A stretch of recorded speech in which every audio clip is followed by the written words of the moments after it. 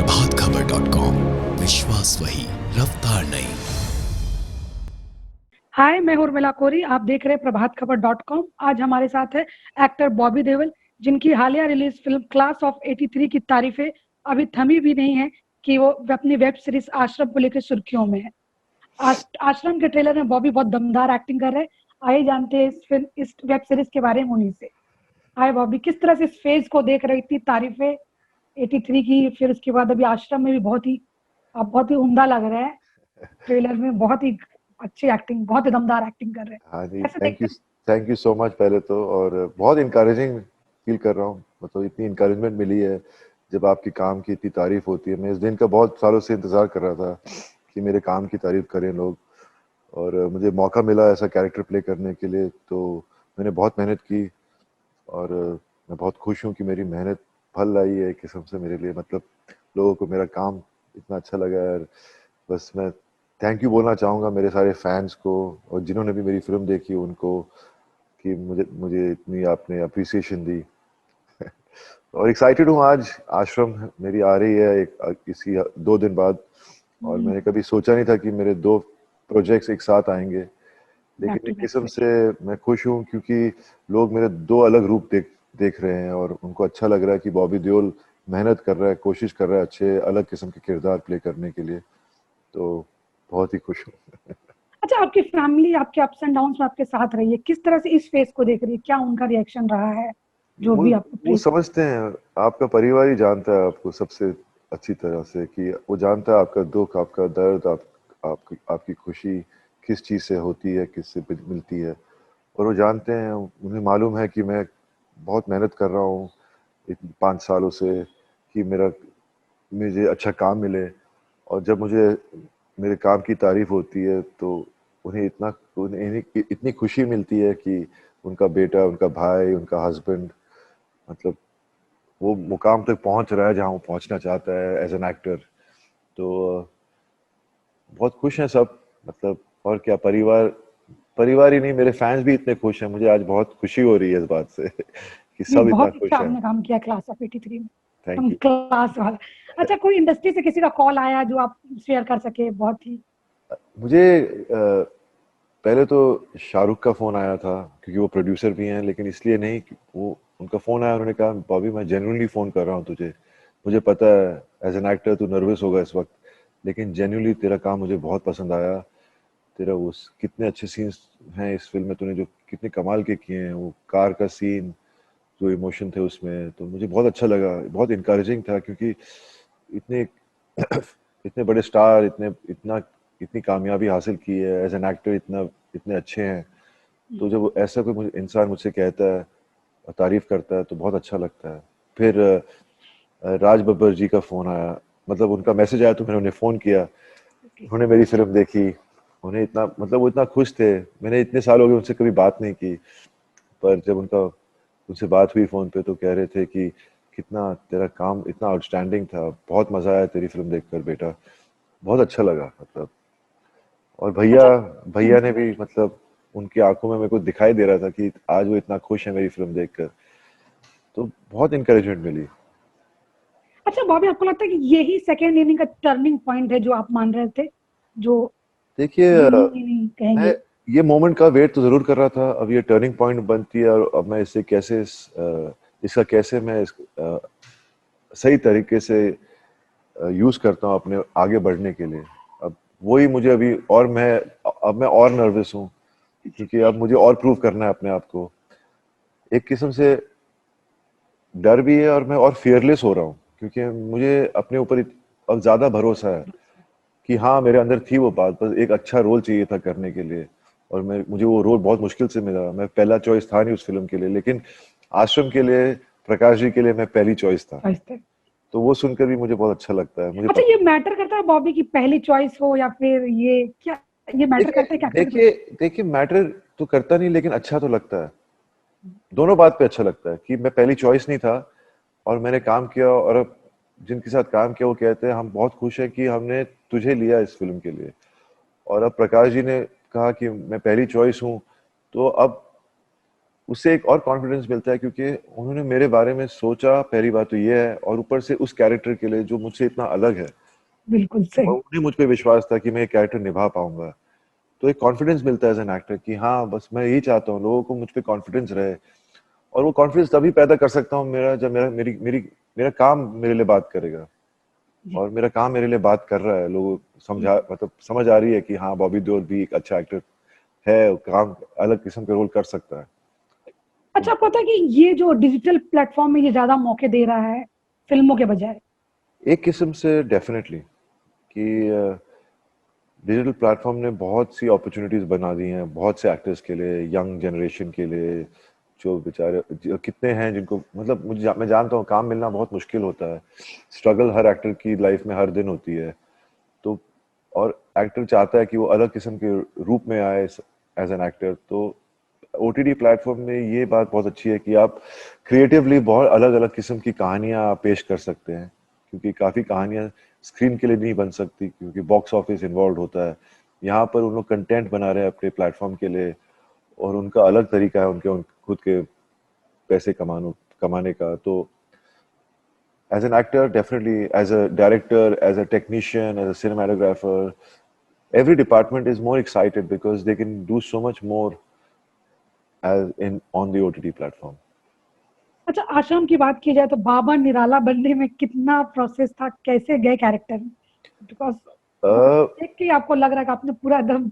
नहीं, डेफिनेटली मैंने मेहनत बहुत की है इसके लिए। मुझे जब स्क्रिप्ट दी तो प्रकाश जी ने कहा कि ये स्क्रिप्ट है, आप इसी को फॉलो करो, ये आपकी गाइडलाइन है। और कमाल का कैरेक्टर लिखा गया है और कमाल की कहानी है। तो उन्होंने कहा बस अ,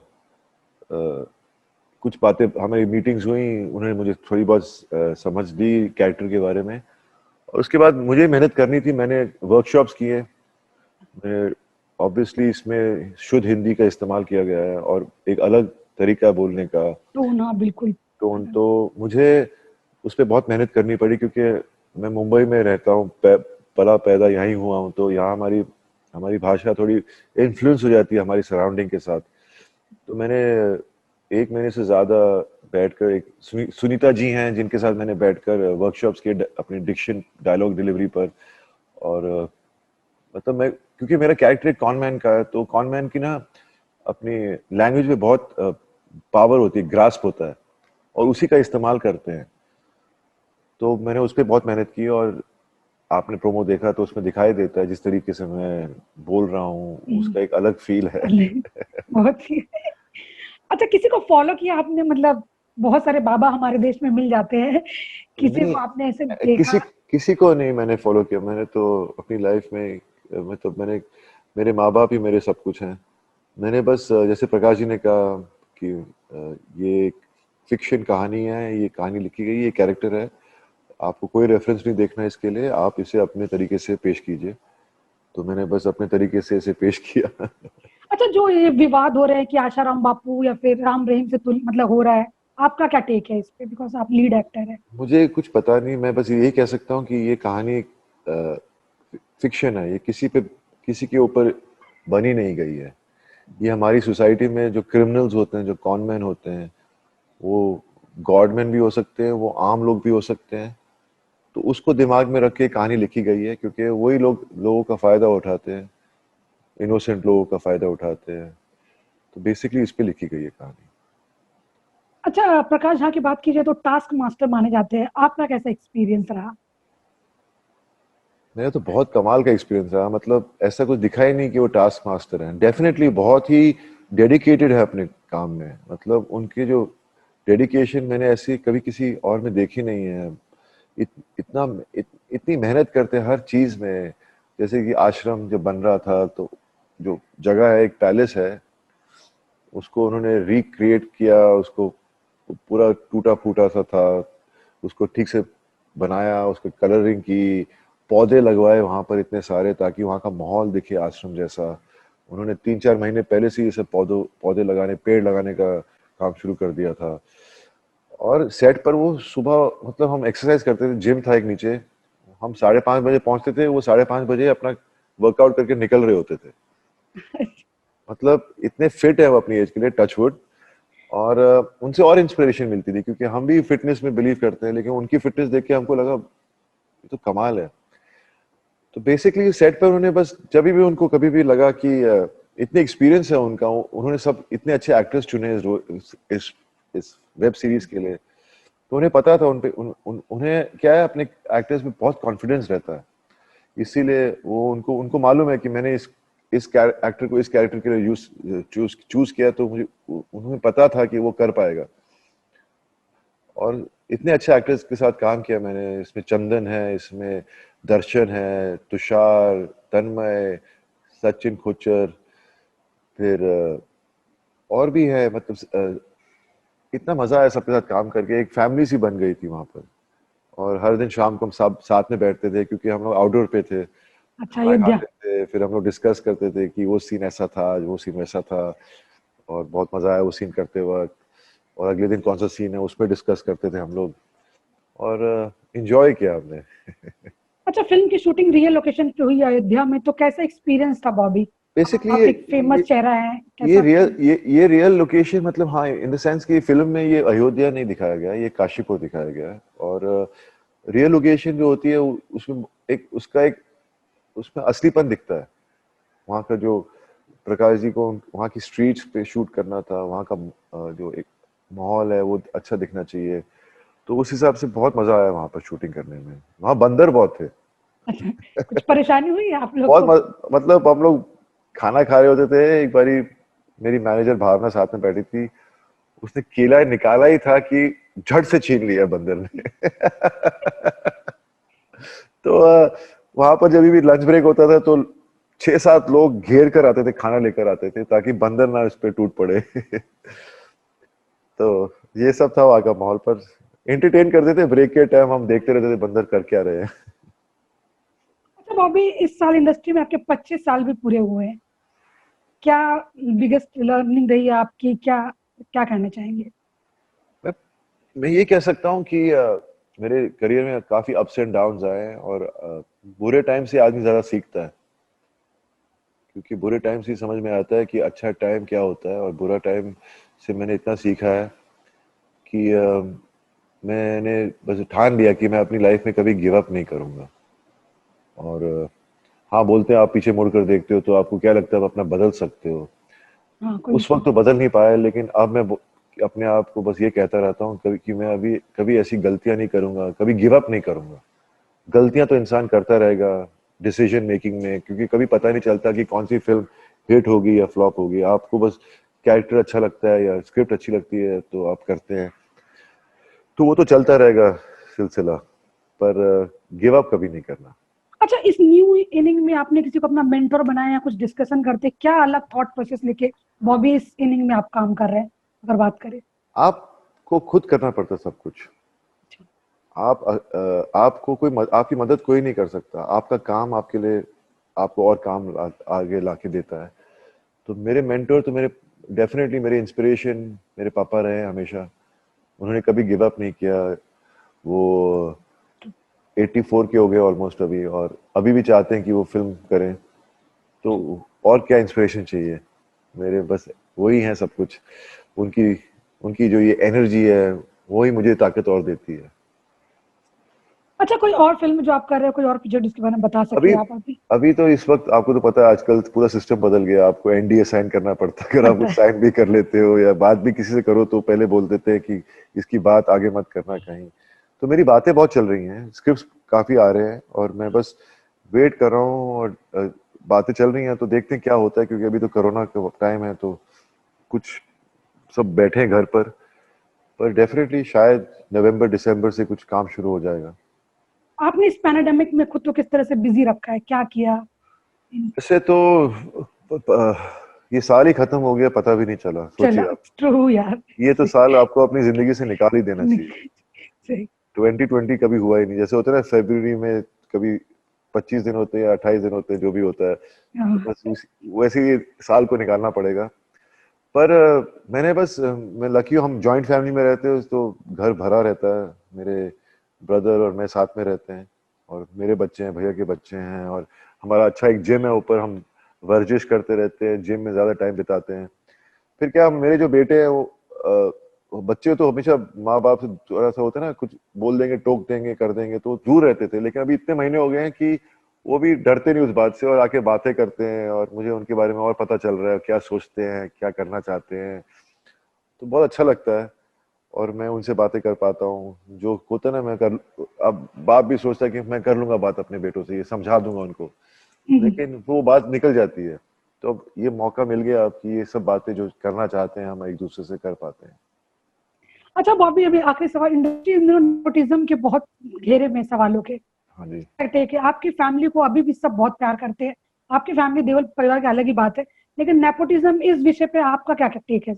देखिए, इस बात में मैं मानता हूँ कि नेपोटिज्म है, पर नेपोटिज्म तो हर प्रोफेशन में होती है, चाहे वो डॉक्टर का बेटा या बेटी हो, या इंडस्ट्रियल, उनका फादर इंडस्ट्री में हो, या मीडिया में हो, जहां भी हो। वो तो चाहेंगे कि उनका बच्चा उसी प्रोफेशन में आए, या अगर उनका बच्चा चाहेगा उस प्रोफेशन में आने के लिए, वो तो उसकी मदद करेंगी। तो डेफिनेटली मेरे लिए आसान था पहली फिल्म करना, क्योंकि पापा इस इंडस्ट्री में थे, तो वो चाहते थे कि उनका बेटा हीरो बने, और मैं भी चाहता था मैं फिल्मों में आऊं। तो उसके बाद तो मेरे काम ने मेरे लिए काम ने मुझे आगे बढ़ाया। अगर मैं अच्छा काम नहीं करता तो कितने स्टार के बच्चे आए और चले गए, पता भी नहीं चला। पर डेफिनेटली मुश्किल होता है बाहर से जो आता है, पर मैं इतना ही कह सकता हूँ कि एक्टर के लिए हर दिन स्ट्रगल है, चाहे वो इनसाइडर हो या आउटसाइडर। और आप अगर मेहनत नहीं करोगे तो आप कभी आगे बढ़ नहीं पाओगे, और अगर आप लक का इंतजार करेंगे तो फिर आप कभी कामयाब नहीं हो पाओगे, क्योंकि आपका काम ही लक में बदलता है। जैसे मेरा काम ही मेरे लिए लक में बदला, और मैंने क्लास ऑफ 83 में मेरे रोल को पसंद किया सबने, तो मैं लकी समझता हूँ अपने आप को। और अब आश्रम आ रही है, मैं चाहता हूँ मेरा काम फिर से मेरे लिए लकी बन जाए। तो बस यही है मैं यही सोचता हूँ, यही कहना चाहता हूँ जितने भी यंगस्टर्स हैं, कभी गिव अप मत करो, stay positive, believe in yourself, have faith in yourself. मेरे पापा सबसे बड़े एग्जांपल हैं। वो आउटसाइडर थे। जब उनके पापा, मेरे दादाजी टीचर थे, वो घर छोड़कर भाग कर आए थे बॉम्बे, और इतने साल उन्होंने स्ट्रगल की। वो इसीलिए कामयाब हुए क्योंकि उन्होंने कभी गिव अप नहीं किया। तो बस यही कहना चाहता हूँ जितने भी हैं जो इस इंडस्ट्री में आना चाहते हैं, कि अपने अपने सपनों को पूरा करो, लेकिन गिव अप मत करो, क्योंकि फिर वो सपने कभी सच्चाई में नहीं बदलेंगे। Okay, thank you so much Bobby हमसे बात करने के लिए। Best of luck. Thank you Urmila, take care, all the best to you. Okay. Prabhat Khabar .com, विश्वास वही, रफ्तार नहीं।